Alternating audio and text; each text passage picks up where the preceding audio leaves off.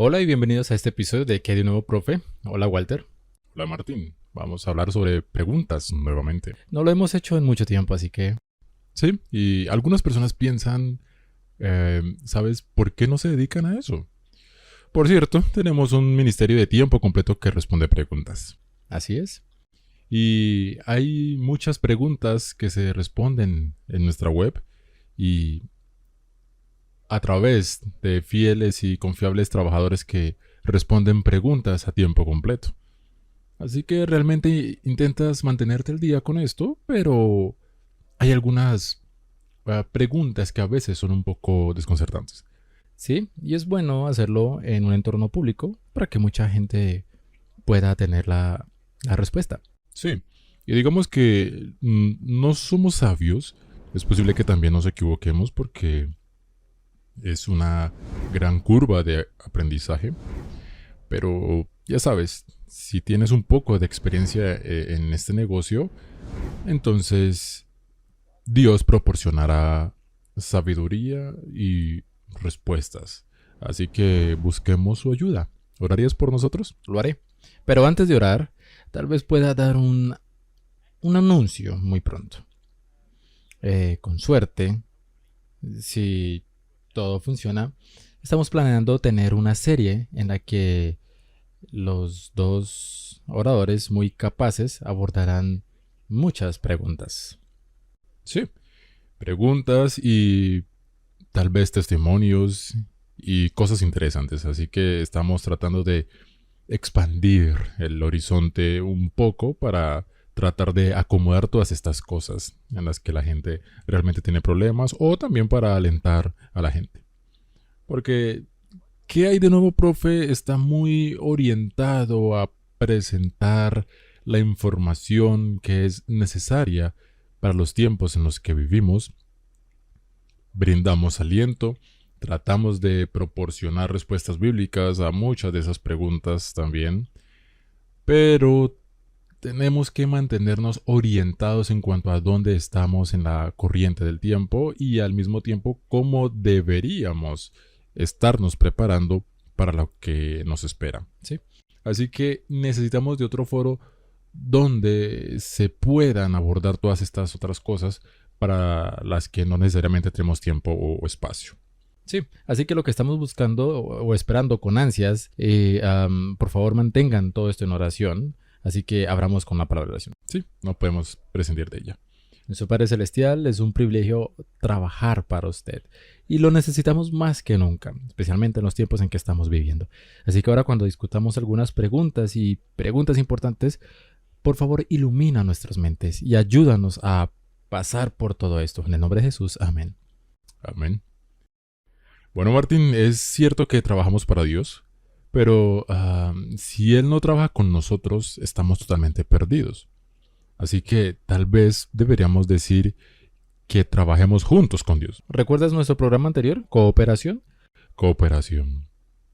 Bien, entonces hemos recibido un par de preguntas de los espectadores y estas son cosas que se repiten. Así que veamos si podemos abordar alguna de ellas. Está bien, así que nuestra primera pregunta, ¿puedo bautizarme a mí mismo? ¿Por qué solo los pastores pueden bautizar si la Gran Comisión dice que todos debemos salir a enseñar y bautizar? Sí, he conocido a muchas personas que piensan que ellos son, sabes, que están muy contentos de bautizar por su propia voluntad. Dios es un Dios de orden, ¿no es así? Oh, sí, claro. Ok. Si regresas a la iglesia primitiva cuando alguien fue llamado específicamente para un propósito específico, digamos Pablo, quien de una persona perseguidora se convirtió en un creyente en Cristo y luego en un gran maestro. Cuando fue enviado para darle esa autoridad, ¿los ancianos no le impusieron las manos? Sí. Entonces los ancianos le impusieron las manos y le encargaron que fuera e hiciera este gran trabajo. Así es. Tal vez podamos dejar en claro que no fue algo mágico que sucedió con la imposición de manos, fue una bendición. Estaba buscando la bendición de Dios y dando una demostración de que esta persona había sido seleccionada por los líderes de la iglesia para ir y realizar una tarea específica. Y Pablo bautizó, porque nos dice en Hechos capítulo 9 que llegó a un lugar y habían personas que no habían oído hablar del bautismo del Espíritu Santo. Y él sintió que era necesario rebautizarlos, después de haber sido bautizados según el bautismo de Juan el Bautista. Y por lo tanto, él los bautizó en este nuevo conocimiento porque el Espíritu Santo es el que testifica de Jesús. Sí. Entonces fueron bautizados en toda esta verdad y él los bautizó. Entonces, ¿quién bautiza? ¿Y por qué no puede bautizar cualquiera? Si eres elegido por Dios para hacer un trabajo específico, entonces de alguna manera te asociarás con su iglesia, ¿cierto? Y dentro de esa configuración, cuando seas reconocido como un trabajador específico, entonces tendrás el poder para hacerlo. Te convertirás en diácono y la iglesia te bendecirá e impondrá manos sobre ti y te conviertes en un diácono o en un anciano. O te conviertes en pastor. O luego te conviertes en un pastor ordenado. O un anciano ordenado y un diácono ordenado.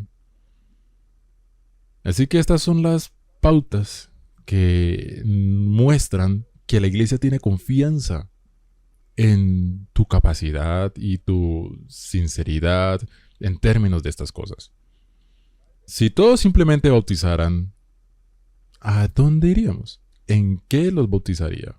¿Son todos reconocidos oficialmente por la iglesia por haber alcanzado un cierto estatus en términos de tu creencia, de que es lo suficiente confiable y que vives de acuerdo con los principios para que puedas incorporarte al sistema? Sí, por eso es una estructura. Jesús y Dios pusieron la estructura allí. Sí. Y así, dentro de este marco de la iglesia, hay ciertas posiciones ahora. ¿Quién puede bautizar en la iglesia adventista? Por ejemplo, normalmente es el pastor el que bautiza, pero un anciano también puede bautizar si recibe la autoridad para hacerlo. Es una solicitud que solicita. ¿Puede bautizar en este caso particular? Y porque tiene esta asociación particular con la gente o cualquiera que sea la razón, y en la mayoría de los casos, la iglesia no tendrá problemas con que un anciano bautizando, pero si el pastor bautiza, entonces obviamente toda la iglesia reconoce que la persona que está siendo bautizada ha sido examinada en cuanto a que se le haya enseñado todo lo que es necesario. Por lo que no se puede permitir que todos bauticen simplemente porque no se sabe lo que esta persona enseñó. No sabes cuál es el entendimiento del que está siendo bautizado y representan la verdad tal como es en Jesús. Eso es porque la Biblia dice que debes enseñarles y luego bautizarlos. Sí, me refiero incluso a la parte en que Felipe estaba con el eunuco. Primero repasó las escrituras, está bien, el eunuco ya las estaba estudiando y luego las repasaron y después de eso le preguntó, ¿qué me prohíbe ser bautizado? Sí, está bien, entonces hemos respondido básicamente a la segunda parte de la pregunta. La primera parte de la pregunta es, ¿puedo bautizarme a mí mismo? Bien, ¿qué significa el bautismo? Representa la muerte y la resurrección a la nueva vida. Y por eso eres sepultado y levantado. ¿Quién levanta a los muertos? Jesús, es Cristo. Entonces, este es un acto simbólico de la muerte de la persona vieja y la resurrección. ¿Puedes resucitarte a ti mismo? No, solo Dios puede. Solo Cristo puede resucitarte. Así que cuando estás muerto, ¿puedes volver a vivir por tu propia voluntad? No. No. Tiene que haber otra entidad, a saber, Cristo, que te da esa vida y te llama a vivir la nueva vida. La vida en el Espíritu.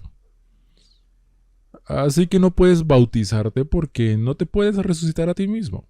Entonces el pastor representa simbólicamente a aquel que te saca del agua. Así que cuando te entierras, el viejo hombre muere y es resucitado por Cristo a una nueva vida. Y si vas al bautismo de Jesús mismo, bueno, si, a ver, si lo tomamos, en realidad se suponía que se bautizaría él mismo, pero dijo a Juan, tú tienes que hacerlo para conseguir todo esto. Para poder cumplir toda justicia, porque Él se hizo pecado por nosotros. El que no tenía pecado se hizo pecado por nosotros, y por lo tanto su bautismo es el bautismo perfecto. Y por lo tanto, cuando sigo por ser bautizado, mi bautismo es reconocido como perfecto a través de su bautismo perfecto, no a través de mi bautismo perfecto, a través de su perfecta intercesión en mi nombre. Así que no puedo bautizarme a mí mismo. He tenido personas que han intentado hacerlo o realmente lo hicieron, pero por supuesto no se reconoce como un bautismo. Ok, gracias. Así que la segunda pregunta, ¿pueden ayudarme a entender el significado correcto de 1 Corintios 15, versículo 29? Muy bien, leamos el versículo 29. De otro modo, ¿qué harán los que se bautizan por los muertos? Si en ninguna manera los muertos resucitan. ¿Por qué pues se bautizan por los muertos? Ahora, este versículo ha producido mucha confusión en el mundo. De hecho, una confusión terrible. Y hay cuerpos eclesiásticos enteros que bautizan por los muertos e incluso bautizan a los muertos. Sí. ¿Está bien? Es donde creen que tienen el poder de bautizar a los muertos. Así que vayamos a 1 Corintios y ver si podemos descubrir de qué se trata todo esto. Porque tienes que leer en contexto. Sí, es cierto. Todo siempre, no se trata solo de echar un vistazo a una escritura, un texto y luego eso es todo el Evangelio. No. Tienes que leer el contexto. Lo que sea que leas no puede contradecir ninguna otra posición de las escrituras que sea muy clara sobre un tema en particular. El estado de los muertos, por ejemplo. ¿Qué sucede cuando mueres? La Biblia es muy clara. Si estás muerto, no sabes nada. Los muertos no saben nada. No tienen parte en nada de lo que sucede en el mundo. Entonces, ¿de qué se trata todo esto? Si vamos al capítulo 15, que es un capítulo bastante largo, y creo que deberíamos comenzar con el versículo 12. Pero si se predica de Cristo, que resucitó de los muertos, ¿cómo dicen algunos entre vosotros que no hay resurrección de muertos? Ese era el problema. Cristo, como los fariseos, enseñó que había una muerte y había una resurrección de los muertos. Los saduceos no creían en la resurrección. Entonces, ¿qué creían los fariseos? Creían como creen la mayoría de los cristianos modernos. Es decir, mueres y te conviertes en una entidad espiritual. Ahora entiendo.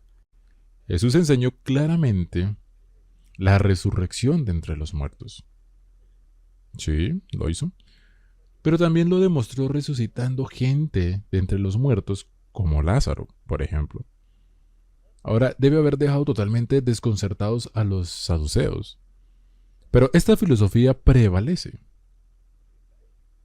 Está consumiendo esa gente y todas las naciones paganas. Básicamente creen que cuando mueres vas directamente a otro mundo. Sí, o te conviertes en una energía, O te conviertes en una energía, o te conviertes en un alma, o que el alma es una entidad separada. Hablaremos de eso en otra pregunta en un momento, pero ese era el tema. Pero si se predica que Cristo, que resucitó de los muertos, ¿cómo dicen algunos entre vosotros que no hay resurrección de muertos? Porque si no hay resurrección de muertos, tampoco Cristo resucitó. Entonces, todo depende de la resurrección. Porque la paga del pecado es muerte. Y la muerte, según las escrituras, es un estado de no existencia. Estás muerto, no sabes nada, estás durmiendo. Sí. Si la Biblia en realidad es tan clara que dice que aquellos que se han quedado dormidos. Correcto, a los que se han quedado dormidos, porque la resurrección es fundamental para el plan de salvación. Jesús dice, yo iré a preparar un lugar para vosotros y cuando yo vaya a preparar un lugar para vosotros, vendré otra vez para que estéis donde yo también estoy. Solo entonces. Solo entonces. Y entonces habrá una resurrección. Así que cuando las iglesias enseñan este estado intermedio, entonces tienes un problema porque no es bíblico. Entonces, ¿cuál es el punto? Cuando vas directamente al cielo, cuando mueres y luego tienes que salir de tu tumba e ir al cielo nuevamente como, sabes, vas a ser tan confuso, te vas a reunir con tu alma, ¿qué va a pasar? ¿Y cuál es el punto de todo? Básicamente dice, porque si no hay resurrección de muertos, tampoco Cristo resucitó. Y si Cristo no resucitó, vana es entonces nuestra predicación. Vana es también vuestra fe. Si Cristo no ha resucitado, eso significa que no habrá resurrección de los muertos. Este es el problema. Ese es el problema. Había una enseñanza falsa. ¿Hay enseñanzas falsas hoy? Sí, en realidad hay muchas. Solo estamos viendo una. Si vas al versículo 17 dice, y si Cristo no resucitó, vuestra fe es vana. Aún estáis en vuestros pecados, porque entonces no hay salvación. Entonces estamos muertos. Así es como funciona. Entonces también los que durmieron en Cristo perecieron. En otras palabras, toda tu esperanza, toda tu fe, se desvaneció, se fue, es en vano. Si en esta vida solamente esperamos en Cristo, somos los más dignos de conmiseración de todos los hombres. Sí, porque entonces no tienes más esperanza que esta vida. Yo también podría haber seguido siendo ateo, ¿verdad? Y simplemente disfrutar. Disfrutar la vida y seguir adelante. Pero como tenemos fe en una vida futura, debemos tener fe en una resurrección. Eso es lo que él dice. La resurrección es fundamental y Cristo, si no resucitó de entre los muertos, no es quien dice ser y no puede resucitarte tampoco. Perfecto, no funciona. Ok, entonces llegamos al versículo 20, que es un nuevo párrafo en la Biblia. Ahora va a desentrañar esta idea.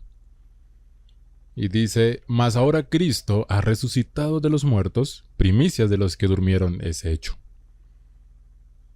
Así que si Cristo no resucitó de entre los muertos, entonces tú y yo estamos perdidos. Es por causa de su resurrección que cualquiera puede vivir o cualquiera puede tener la oportunidad de tener vida eterna. Porque por cuanto la muerte entró por un hombre, también por un hombre la resurrección de los muertos, refiriéndose a Adán que pecó. Porque así como en Adán todos mueren, también en Cristo todos serán vivificados. Pero cada uno es debido en su debido orden. Cristo, las primicias, luego los que son Cristo y en su venida. Esto es muy claro, es muy claro. No hay resurrección hasta la segunda venida de Cristo. Nada en el medio. Para que no haya ninguna entidad espiritual flotando alrededor hasta la venida de Cristo. No existe tal cosa. Luego el fin, cuando entregue el reino al Dios y Padre, cuando haya suprimido todo dominio, toda autoridad y potencia, y luego continúa diciendo que todo quedará bajo sus pies, entonces la deidad, Dios Padre, le dio toda autoridad al Hijo, todo juicio al Hijo, todo estará bajo los pies, pero eso no significa que Dios Padre estará bajo sus pies. Y él sostiene que Dios, el Padre, dio la autoridad, etc. Pero el punto es que cuando llegue la resurrección, entonces el pueblo de Dios estará con Él. Y Él habrá establecido el reino. Ahora bajemos al versículo 29, que es el versículo problemático aquí. De otro modo, ¿qué harán los que se bautizan por los muertos? Si en ninguna manera los muertos resucitan, ¿por qué pues se bautizan por los muertos? ¿Y por qué nosotros peligramos a toda hora? Ahora, ¿qué significa cuando dice que eres bautizado por los muertos? Porque seguramente no eres bautizado por los muertos. Cuando eres bautizado, estás muriendo a ti mismo y resucitando en Cristo. Entonces, ¿qué significa? En realidad significa bautizado para resucitar con los muertos eventualmente. En otras palabras, porque crees que serás parte del reino de Dios. Te unirás con tus hermanos. Así que digamos que ahora tienes a alguien que es muy querido, a ti, y esa persona muere, ¿verdad? Y luego descubres la verdad de que esto es solo una situación de sueño y sigues a Cristo. ¿Tienes la esperanza de resucitar y de encontrarte con esa persona nuevamente? 100%.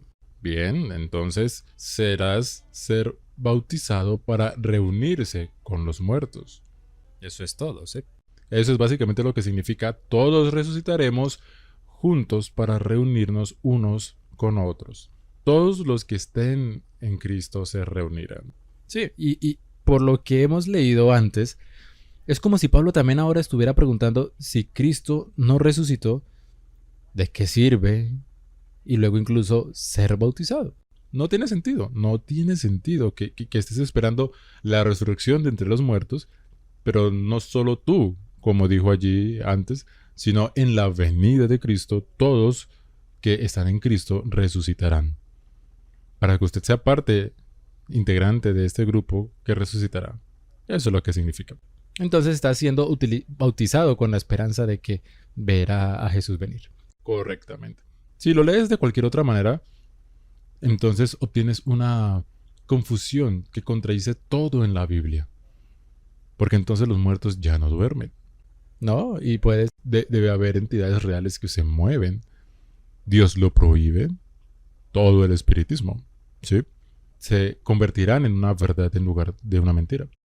Purgatorio, porque ahora puedes orar por los muertos. El purgatorio se vuelve realidad si lo deseas, lo haces, no está en la Biblia, pero si eliges inventarlo, puedes usar versículos como este y quedar totalmente confundido, pero la Biblia es muy clara. Lo dice en el versículo 23. Pero cada uno es en su debido orden Cristo, las primicias, luego los que son de Cristo en su venida. Así que nada sucede antes, nada. Y Jesús resucitó para que puedas ser bautizado, para resucitar espiritualmente, para esperarlo. Correcto. ¿Está bien? Eso es básicamente lo que significa. Gracias. Veamos qué más tenemos. Muy bien, aquí hay otra pregunta, Martín. ¿De qué se trata todo esto? Bueno, se ha dicho lo siguiente en entrevistas y conversaciones relacionadas con celebridades, magos, etcétera, que han vendido su alma al diablo. Estoy tratando de reconciliar esta declaración con Génesis 2:7. ¿Está bien? Génesis capítulo 2, versículo 7 dice: Entonces Jehová Dios formó al hombre del polvo de la tierra y sopló en su nariz aliento de vida, y fue el hombre un alma viviente. Continúa con esto. Sí, se puede comprar o vender el alma viendo que Dios es quien pone un soplo en el hombre para que se convierta en alma viviente, o es un mal uso de la terminología alma. También, como se explica cuando alguien proyecta astralmente, ¿qué parte del ser humano es separado del cuerpo físico en esa experiencia? Ok, esto es un bocado, pero en realidad se vincula con el primero. Pero por eso es bueno poner esto. Ahora, en primer lugar, ¿por qué es necesario que surjan este tipo de preguntas? Porque el mundo ha estado tan confundido en cuanto al estado de los muertos que mezclan el error con la verdad. Y no es culpa de nadie. Así es como creciste. Ahora la Biblia es muy clara en cuanto al estado de los muertos. No creo que tengamos que hacer un gran estudio, pero el hecho es que eres una entidad viviente, porque esta persona dice correctamente que este versículo contradice todo lo que esta gente dice. Entonces Jehová Dios formó al hombre del polvo de la tierra y sopló en su nariz aliento de vida. Y fue el hombre un alma viviente. No recibió un alma viva. Eso es tan importante. Se convirtió en el alma viva. Decimos que tantas almas fueron bautizadas. Tantas almas murieron. Sí. No el espíritu. No es una entidad separada del ser humano. Es la entidad. Y este aliento de vida, este ruach, este espíritu, como a menudo se traduce, es el metabolismo. El hecho de que estés respirando, eres una entidad viviente, eres la entidad viviente. Tú no eres un caparazón para una entidad viviente. Eso es lo que dice el verso y eso es exactamente lo que dice. Así que cuando te has vendido al diablo, has vendido toda tu vida al diablo. Tu pensamiento cognitivo. Todo. Todo. Lo que has dicho, perteneces a él. Básicamente te has condenado a muerte por el beneficio de una vida temporal corta de riqueza y lujo. Tal vez pueda explicar cuando dije antes que también podrías haber disfrutado de tu vida, que es un disfrute de acuerdo con lo mundano. Entonces no tienes un futuro anhelado, una vida mejor, ¿no? Ahora, creo que mostramos algunos videos de algunas de las mega estrellas donde admiten que vendieron sus almas por el bien de la ventaja temporal. ¿Cierto? Y es una situación muy triste porque vender tu vida eterna por algo así es horrendo. Esaú lo hizo. Esaú vendió su primogenitura. Ahora la primogenitura no solo se refiere a la herencia temporal, se refiere a toda la vida futura, a la vida eterna, a la herencia eterna. Es tu progenitura ser parte del reino de Dios. Lo que tienes que hacer es cumplir con las condiciones. Él no quería cumplir con las condiciones, la vendió por una olla de potaje. Sí, lo mismo con estas estrellas, lo mismo con ellas. Vendieron, así que en realidad solo, para dejarlo claro de nuevo, no vendieron un espíritu dentro de ellos, ni el fantasma. Vendieron toda su vida. Así que en otras palabras, si tuvieran un entendimiento correcto, se darían cuenta de que no tienen vida eterna. Serán como si nunca hubieran existido. Eso es lo que Abdías dice, que los muertos se consumirán, serán como si nunca hubieran existido. Estarán en el estado de no existencia. Eso es lo que estarán, en lo que estarán. Entonces, ¿el alma se puede comprar o vender? Sí, puedes vender tu herencia futura y tu vida eterna al diablo. Y luego tienes la muerte eterna junto con eso. Porque esa es su porción también. ¿Ok? Entonces realmente es un mal uso de la terminología alma. Entonces la pregunta continúa también, ¿cómo se explica cuando alguien proyecta astralmente? ¿Qué parte del ser humano está separado del cuerpo físico en esa experiencia? Ahora creo que estoy un poco calificado para hablar de eso porque antes de convertirme en cristiano, practicaba la proyección astral. Ahora eso parece muy extraño para algunas personas. Hay técnicas específicas que puedes usar para proyecto astral. Y uno de ellos es crear una escasez de oxígeno, por lo que dejas de respirar. Y eventualmente entras en un hiperestado y luego estás separado de tu cuerpo. ¿Es esto una realidad o es un pensamiento hipnótico o un patrón hipnótico que ha sido introducido en tu sistema? Sí, creo que es eso. Puedo recordar estar parado junto a mi cuerpo, mirando mi cuerpo y luego tratando frenéticamente de volver a mi cuerpo y saltando y sacudiéndome, me caigo de la cama y me caigo al piso Y te despertaste. y desperté. Y tuve experiencias que fueron increíbles. Sí. Podía atravesar paredes, podía hacer todas estas cosas, podía viajar a otros planetas, a otras entidades. Y siempre estaba esa sensación de flotar o moverse en el aire. Y tú siempre estabas conectado a tu cuerpo por lo que ellos llaman el cordón plateado. ¿Es una experiencia real o fue un implante hipnótico? La respuesta es que proviene de una escasez de oxígeno en el cerebro y esa escasez de oxígeno corta tu lóbulo frontal, tu capacidad de razonamiento y luego algo se hace cargo y planta un experimento en tu mente. Está bien, entonces hay un lado espiritual también. Hay un lado espiritual, pero es demoníaco. Y eso es lo que aún no hemos tocado. A través de todo esto, es importante darnos cuenta de que los muertos duermen, pero también hay un mundo espiritual. Hay un mundo espiritual que se hace cargo e implanta ideas y pensamientos en tu mente. ¿Puede Dios darte una visión? Sí, está bien. Entonces te da una visión. Y luego todo este escenario aparece ante ti y lo experimentas como una realidad.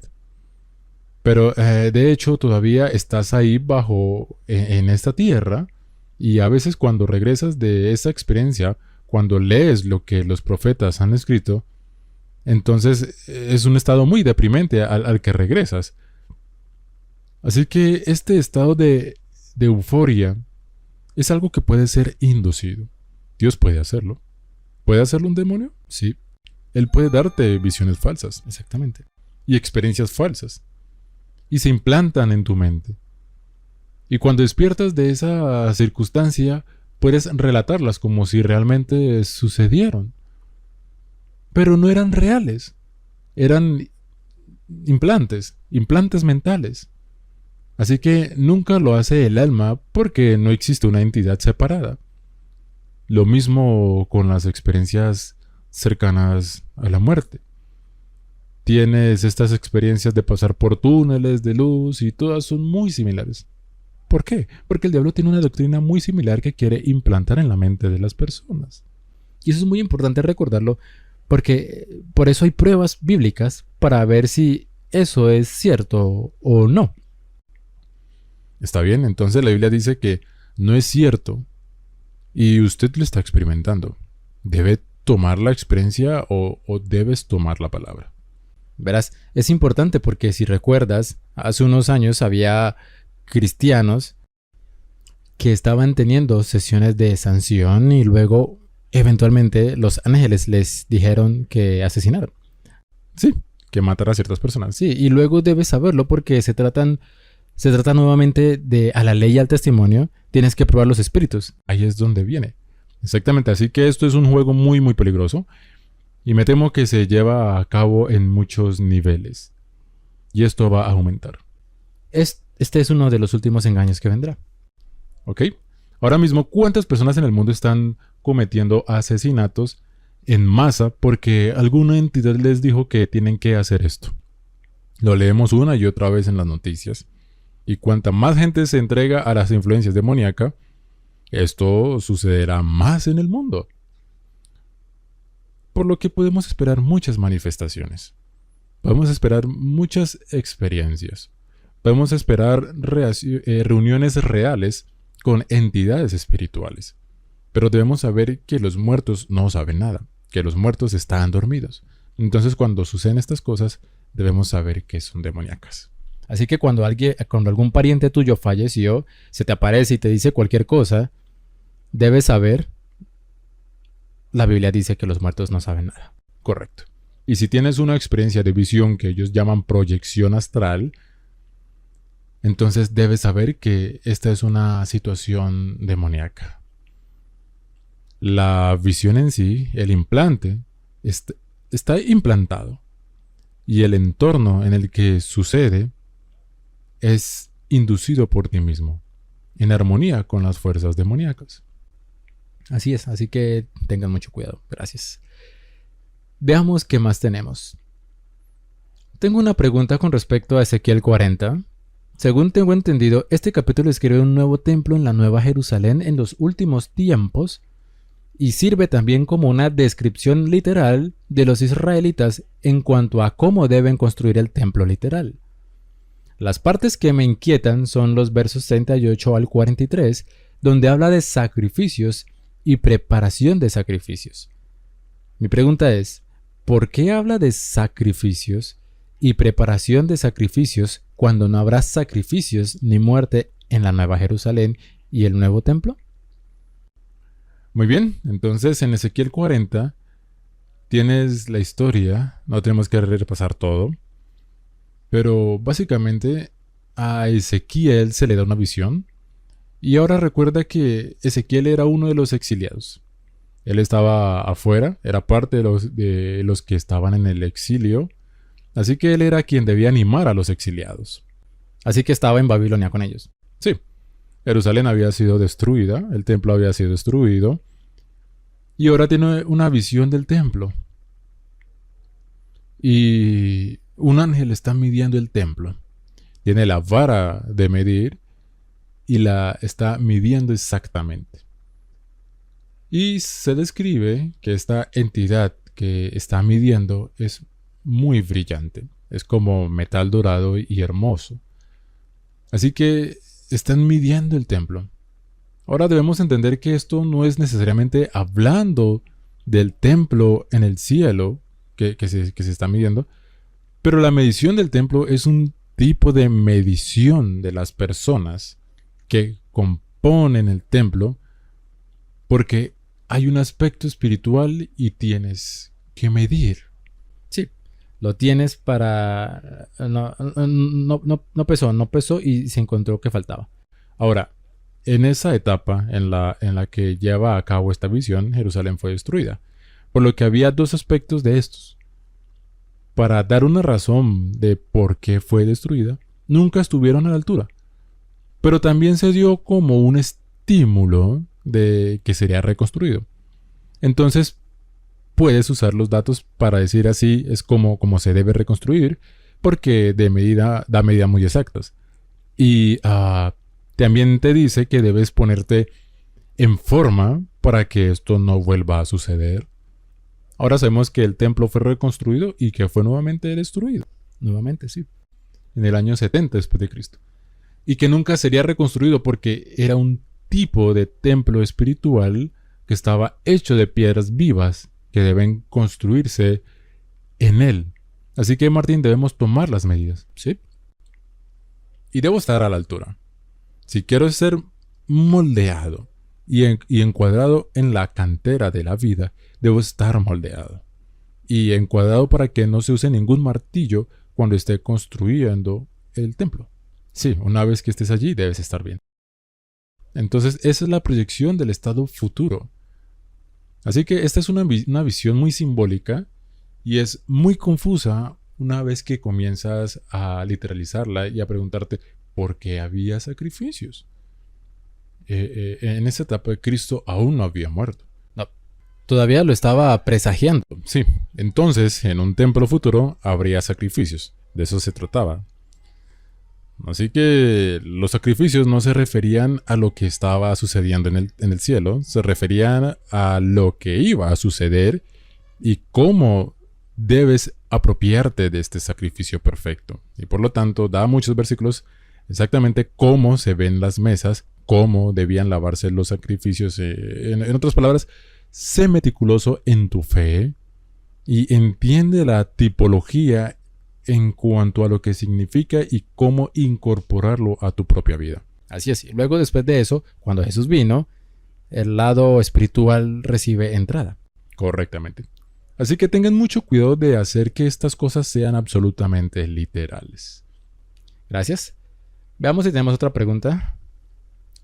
Bien, sobre Jeremías 35:2. La persona pregunta, ¿podría explicarnos la historia de los recabitas? ¿Por qué les dijeron que beberían vino en la casa de Dios? ¿Está bien? Si vas a Jeremías 35, tomemos la Biblia. Ok, así que primero hablemos de los recabitas en general.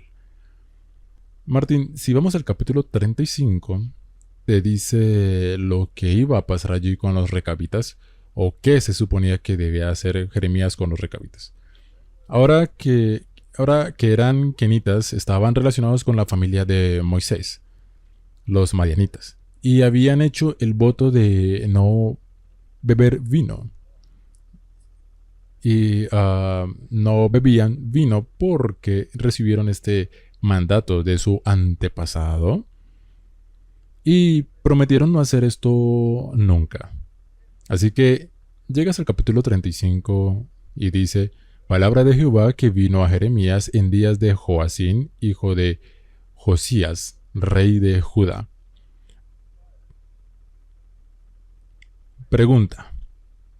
Jeremías, ¿estaba él viviendo en una época de gran fidelidad en Israel o una época de gran apostasía en Israel?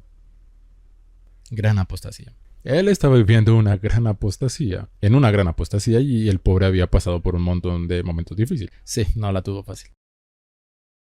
Muy bien, y ahora él recibe una instrucción extraña. Instrucciones extrañas son dadas a menudo en la Biblia. Sí, especialmente a Jeremías. Ok. Tuvo que hacer algo muy extraño como enterrar sus taparrabos y luego ir a desenterrarlos y el Señor dijo, póntelo. Y es una relación que Dios está tratando de representar de una manera muy, muy pintoresca. Él dice que mi relación contigo es tan íntima como si fueras mi taparrabos. ¿Está bien? No puede ser más íntimamente que eso.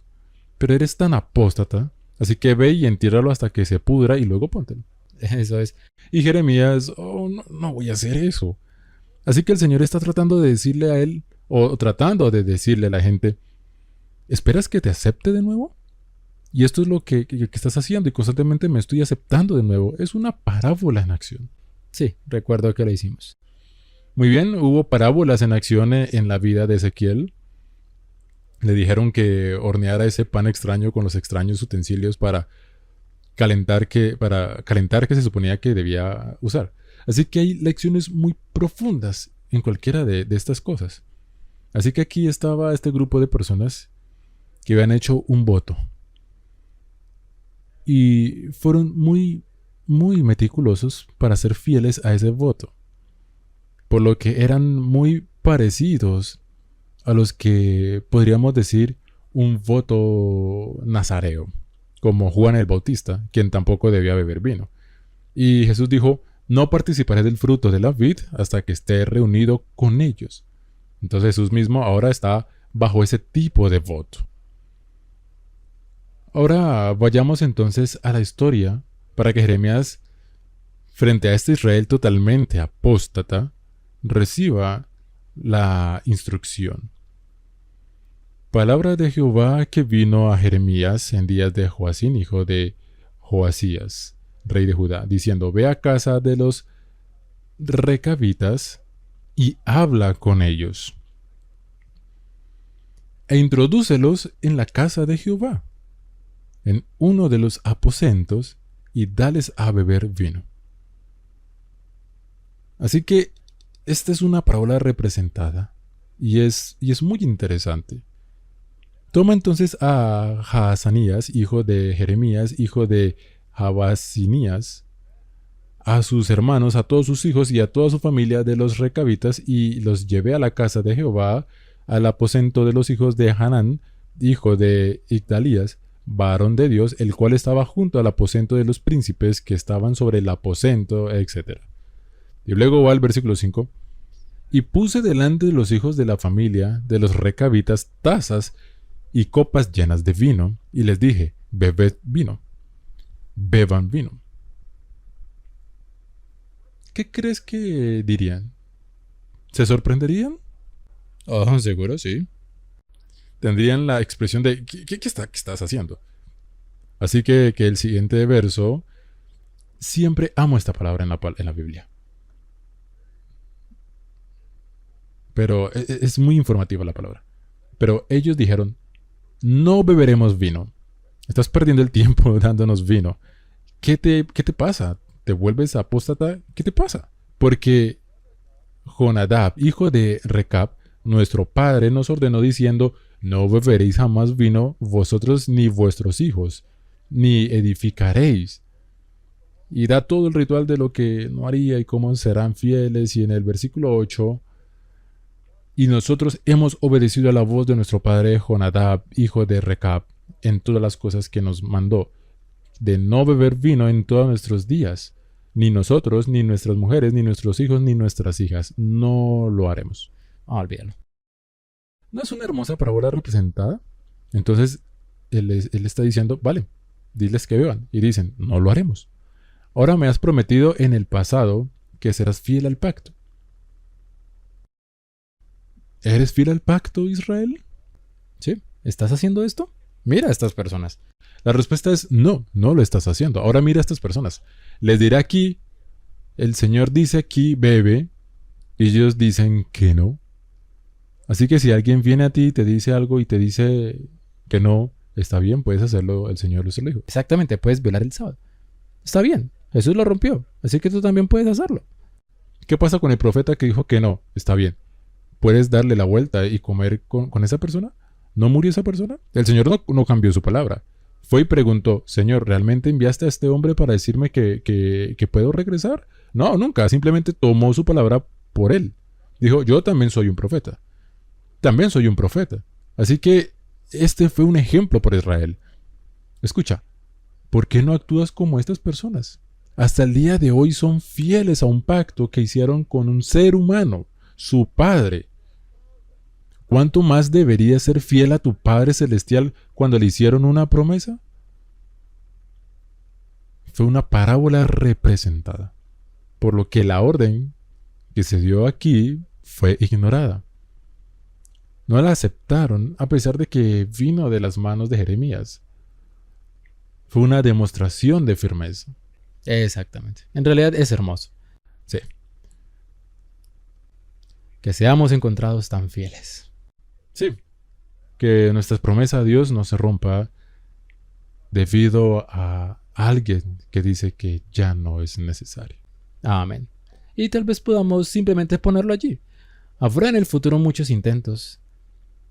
E incluso entidades que dirán, oh, tal vez el mismo Satanás.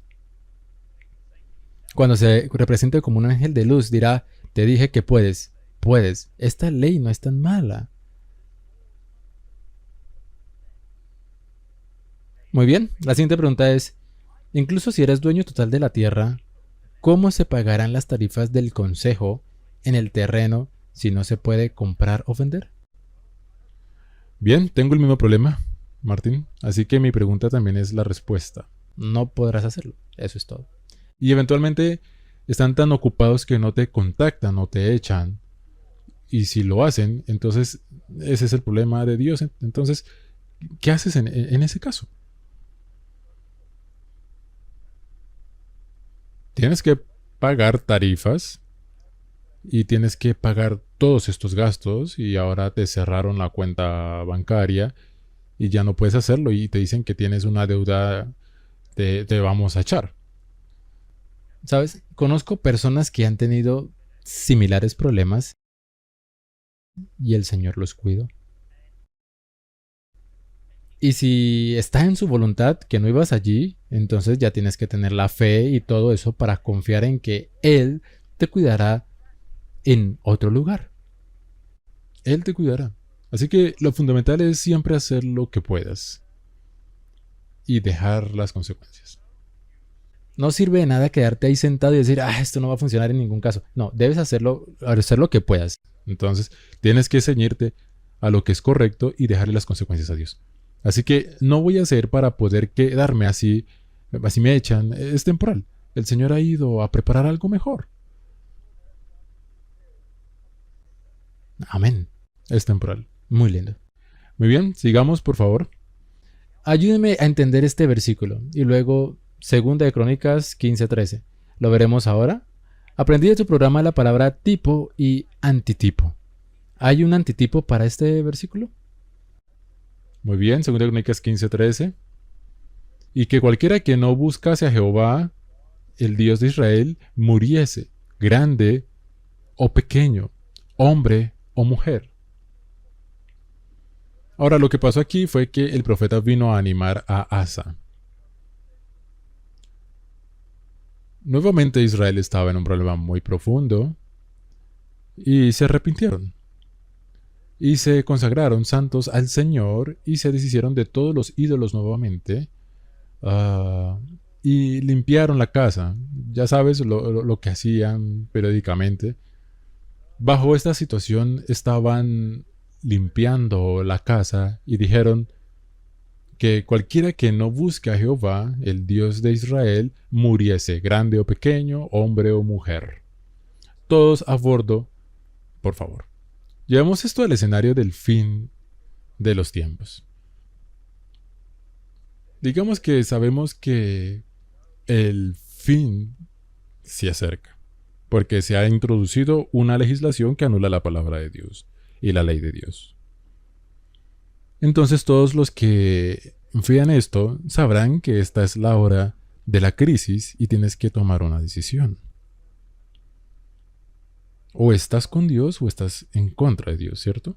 Y todos los que están con Dios defienden lo que creen y enfrentarán la mirada del diablo. Él amenazará con matarlos, amenazará con quitarle su casa, él dirá que no pagaste tus derechos e impuestos, te acosará absolutamente hasta donde pueda. Pero tienes la promesa de que Dios cuidará de ti y te defenderás. Y te mantendrás firme con Dios. Y no todo el mundo lo hace. Algunos dicen que no, esto va a funcionar para mí. ¿Qué les parece a esas personas eventualmente? ¿Qué pasará? Morirán, muy bien. Morirán, porque cuando el Señor venga y tú has tomado tu decisión de preferir aceptar la marca de la bestia que sufrir y del lado del príncipe Emanuel morirás, así que aquí hay una gran tipología de que cualquiera que no busque al Señor Dios de Israel debe ser ejecutado, ya sea pequeño o grande, ya sea hombre o mujer. Va a ser una consecuencia final. Así es. Y esta fue una tipología. Fue una tipología. Una vez más, es casi una parábola representada nuevamente. Porque la otra cosa que estaba pensando cuando estábamos hablando de esto es también cuando tienes que ser fiel en las cosas grandes, pero también en las pequeñas. Porque cuando hay cosas que se interponen en tu camino, como hablamos la semana pasada, mentiras piadosas, una cosa pequeña también puede mantenerte fuera de donde deberías estar. Sí, tienes que ser absolutamente consagrado. Y si no estás en los últimos días, entonces las consecuencias serán la muerte. Y la Biblia dice, ¿por qué morirás, oh casa de Israel? Elige la vida, elige la vida. El resultado final será el mismo que antes aquí. Sí. Muchas de esas preguntas en realidad están relacionadas y debes comprender los aspectos tipológicos y los componentes del tiempo del fin. Los aspectos escatológicos, de lo contrario, no tiene ningún sentido. Especialmente, como hemos mencionado, el Antiguo Testamento, porque siempre el Antiguo Testamento es presagio o es en gran medida una parábola, o como mencionaste aquí, se puede aplicar especialmente con su, digamos, juicio. Esto es una forma de juicio. Es una forma de juicio. Eso es lo que sucederá. Esto será la consecuencia. Muy bien. La siguiente pregunta. Esta persona citó Deuteronomios 14:21. Ninguna cosa mortecina comeréis. Al extranjero que está en tus poblaciones le darás, y él podrá comerla. O véndela a un extranjero, porque tú eres pueblo santo a Jehová tu Dios. No cocerás al cabrito en la leche de su madre. Así que la pregunta es, Martín, sí, ¿por qué a los israelitas se les permitió darles a un extraño lo que ellos mismos no podían comer? Sí, esa es una pregunta interesante, por lo que no se les permitió comer nada que no fuera asesinado de acuerdo con los eh, estándares que Dios les había dado. Por lo que algunos animales murieron, por ejemplo, cuando otro animal los atrapó. Así que digamos que dos toros estaban peleando, uno murió, no fue sacrificado de acuerdo con los principios bíblicos, la sangre no fue drenada, etcétera. Y aquí ahora hubo una pérdida, o fue un animal impuro. No tenía permitido comerlo ahora. ¿Qué era lo correcto? En realidad, hacer lo correcto sería que no lo transmitas. Eso es lo correcto. Entonces, ¿fue lo correcto? Por ejemplo, en Samaria, donde estaban criando cerdos, los estaban criando y vendiendo. ¿A quién se los vendían? ¿A los gentiles? A los gentiles. A los gentiles. Y probablemente decían, bueno, no los comeremos, los venderemos a los gentiles, solo estamos haciendo un intercambio. ¿Qué hay de malo en eso? Entonces, esta es una práctica que a la humanidad ha hecho todo el tiempo. Así que digamos, por ejemplo, te das cuenta que en ciertas cosas son muy impuras, digamos que ciertos cangrejos de río o algo así impuros, y tienes una industria de cangrejos de río o eres dueño de una licorera. Y así es como ganas dinero. Pero la Biblia dice, hay de aquellos que dan de beber a su prójimo para emborracharlos, etcétera, etcétera. Así que tienes un problema. Una vez que aceptas la verdad, básicamente debes renunciar a estas cosas. Pero el mundo es una realidad y ellos estaban haciendo estas cosas. Ahora, lo que hizo Dios fue que se dio cuenta de lo que estaban haciendo y cómo estaban haciendo las cosas y permitió ciertas cosas. Por ejemplo, decía, puedes vender ese animal, pero no puedes comerlo. Sería mejor si le explicas a esa persona por qué no lo comerán, pero ellos pueden comerlo. Exactamente, porque ese fue el propósito que te dieron, enseñar a otros.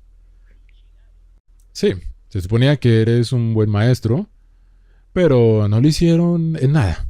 Se estaban divorciando de sus esposas, dándole un pedazo de papel con una nota garabateada de por qué debían dejarlos. Y le dijeron a Jesús que Moisés permitió esto. Y Jesús dice que no era así al principio. Así que al principio ni siquiera comías nada de esto. Por supuesto, nada de eso. Para volver a lo que se supone que es la dieta, nadie lo habría comido. Así que Dios se dio cuenta de las consecuencias del pecado y las amplias aplicaciones de que se les iban a permitir. Permitir ciertas cosas que no eran correctas en sí mismas por la dureza de su corazón. Así es. Es uno de esos problemas. Es uno de esos problemas que hay hoy en día. Si un granjero dispara a un animal que es una plaga, por ejemplo, y él mismo no come ese tipo de carne, pero los trabajadores la comen, o las otras naciones lo comen o incluso lo saborean, por ejemplo, entonces eso es solo parte del mundo hoy en día. Hay naciones en el mundo que comen perros. ¿Te comerías un perro? No, definitivamente no. Pero hay naciones que lo comen. Es una realidad. Así que en África esto es algo muy común. Las cosas mueren por lo que sea, por altercados con otros animales o lo que sea, y la gente se lo come. Pero la Biblia dice, no debes comerlo. Sí. Así que ahí es donde traza la línea. Ahí es donde trazas la línea. De hecho, sería mejor volver a la dieta del Edén y enseñarles a alguien más eso también. Sí. Y practicar lo que predicas. Y no esperes que otros transgredan lo que sabes que es cierto. Eso sería la mejor manera de hacerlo. Muy bien, gracias. Pasemos a otra pregunta. Por favor, ayúdeme a reconciliar la aparente contradicción sobre lo que Elena White dice acerca de traer árboles de Navidad a la iglesia y los siguientes versículos. Jeremías 10:1 al 5 y Deuteronomios 12:30. Especialmente el versículo en Deuteronomio: ¿no es traer un árbol a la iglesia en el momento de Navidad haciendo lo mismo? Así que leámoslo.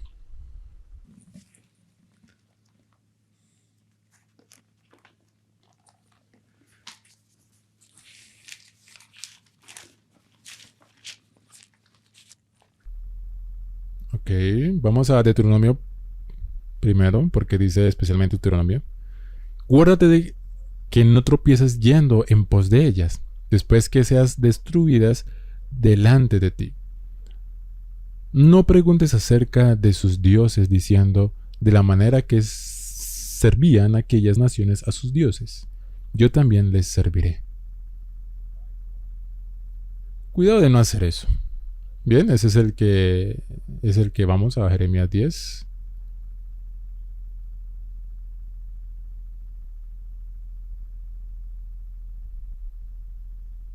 Jeremías 10:15. Oíd la palabra que Jehová ha hablado sobre vosotros, oh casa de Israel. Así dijo Jehová: no aprendáis el camino de las naciones, ni de las señales del cielo tengáis temor. Aunque las naciones las teman, porque las costumbres de los pueblos son vanidad. Porque el leño del bosque cortaron, obra de mano de artífice con buril, con plata y oro lo adornan, con clavos y martillos lo afirman para que no se mueva. Derechos están como palmeras y no hablan, son llevados porque no pueden andar. No tengáis temor de ellos, porque ni pueden hacer mal, ni para hacer bien tienen poder. Ahora, el versículo en Jeremías habla de crear un ídolo a partir de un árbol. Sí, entonces ese es uno. Tiene una connotación diferente. Deuteronomio dice que no sigan a las naciones de alrededor. Ahora, el cristianismo se había acostumbrado a la celebración de la Navidad, por lo que se convirtió en un ritual en el cristianismo. Así que en la esfera cristiana, esto era parte de la tradición. Es muy difícil deshacerse de la tradición. Sí. Y luego tienes estas declaraciones en el espíritu de la profecía, donde dice que puedes traer un árbol a la iglesia, y es difícil conciliar esto con el conocimiento de que la Navidad es una fiesta pagana. Así que comencemos con una premisa muy básica, Martín. ¿Era Elena de White consciente del hecho de que la Navidad se celebraba incorrectamente? Sí, muy en lo cierto. Hay numerosas declaraciones donde ella dice que Cristo no nació el día 25. Sí. Y hay muchas declaraciones que dicen que es posible que no hagamos la forma en que el resto de la gente lo hace. Exactamente. Bien. Pero ella dijo, puedes traer un árbol. Pero luego lo califica y dice, ¿hay algo malo en traer una planta a una iglesia? ¿No llevamos flores a una planta a la iglesia? Sí, traemos flores a la iglesia. ¿Hay algo de malo en traer flores a una iglesia?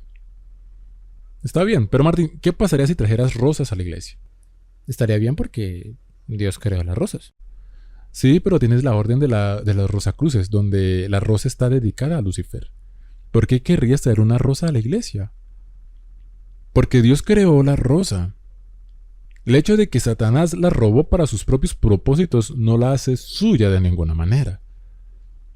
Así que si quiero traer una rosa a la iglesia ignorando su reclamo de la rosa, entonces está bien.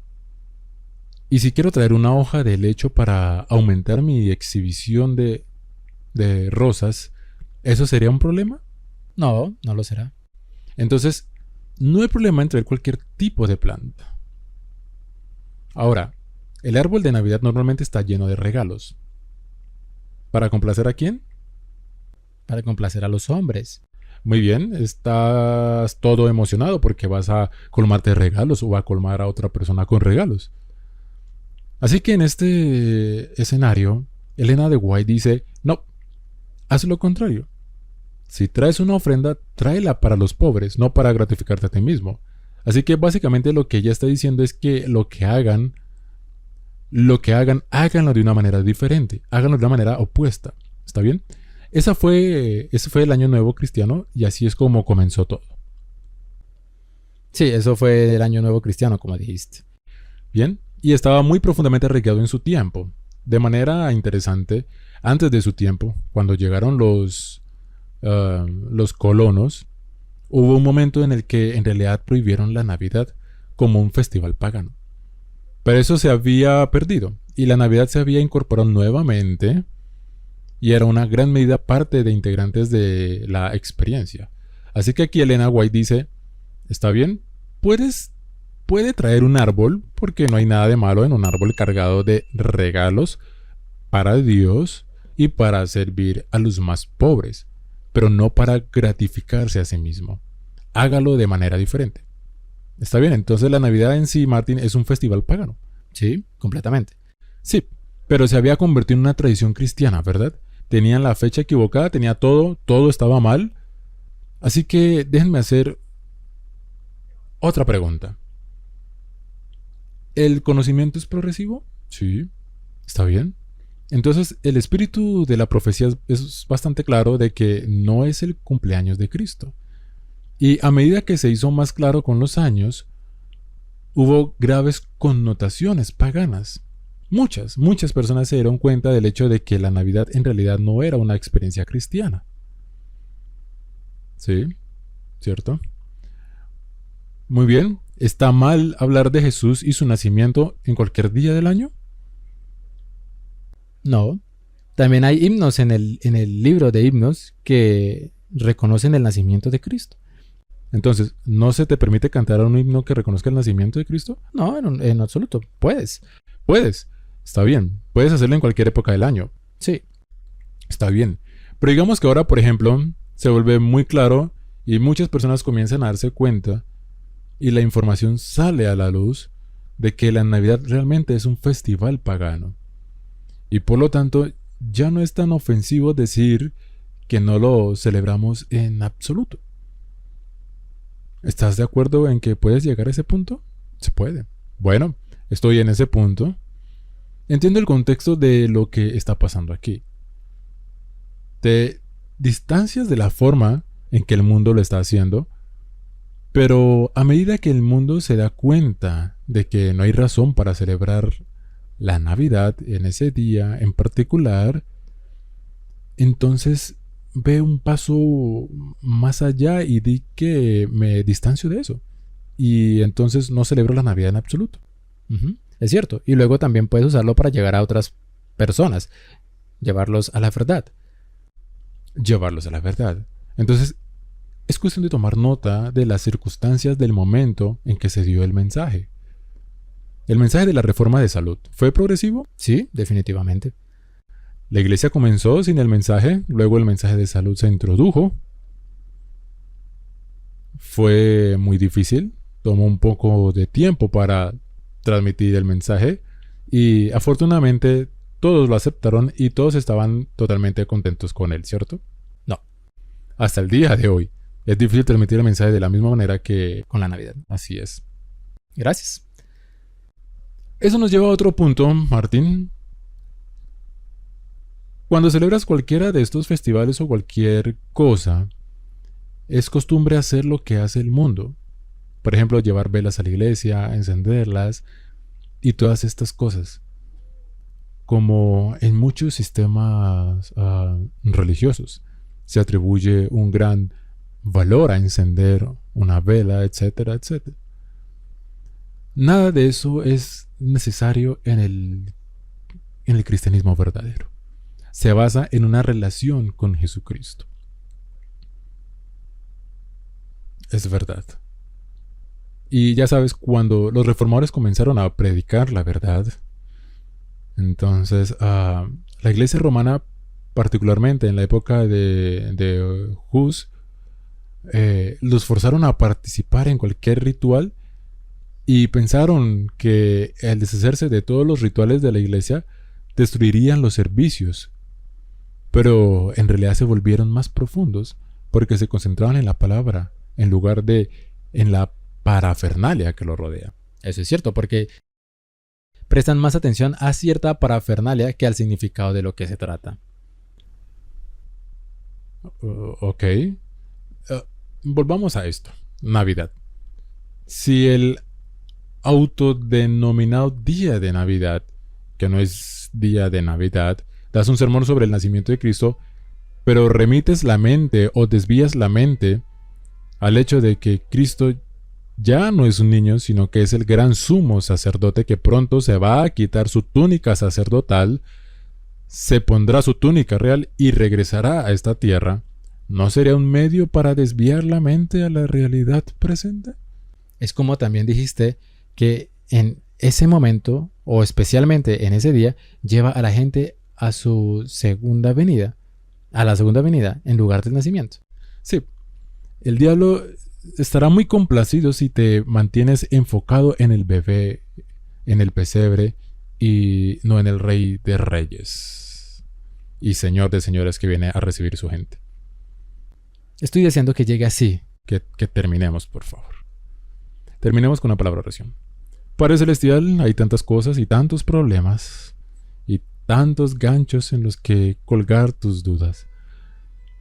No permitas que nuestras mentes se desvíen por todas estas cosas. Concentrémonos en lo que es la verdad presente y presentémoslo al pueblo en el poder del Espíritu Santo. Es mi oración en el nombre de Jesús. Amén. Amén.